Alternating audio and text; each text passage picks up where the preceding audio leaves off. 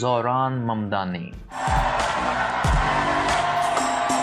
In the world's most powerful city, a Muslim man just made history. I am Muslim. He wasn't born in America, he was born in Uganda to Indian parents.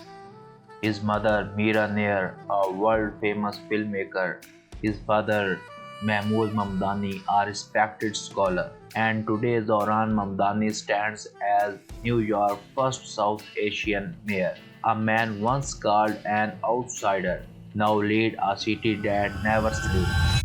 He was born on October 18, 1991 in Kampala, Uganda, to two incredible parents. His father, Mahmoud Mamdani, is a respected Ugandan scholar, known around the world for his bold ideas about justice and equality. And his mother, Meera Nair, is a legendary Indian filmmaker, the genius behind global hits like Monsoon Wedding, The Namesake, and Mississippi Masala.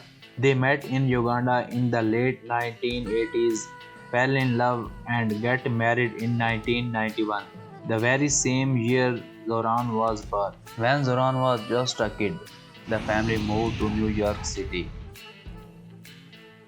and like every immigrant child, he grew up between two worlds, African roots, Indian culture, and the heartbeat of New York.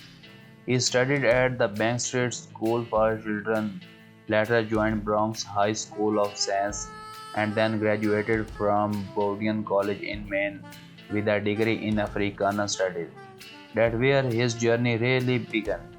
Because while others dream of money or fame, Zoran dreamed of justice. After college, he started working as a housing counselor in Queens. Every day he saw the struggles of working class people, rising rents, unfair landlord, and families being pushed out of their homes. And he decided enough is enough. He didn't come to America just to watch, he came to change it. In 2020, Zoran Mamdani ran for the New York State Assembly, representing Astoria, Queens. At first, no one looked him seriously.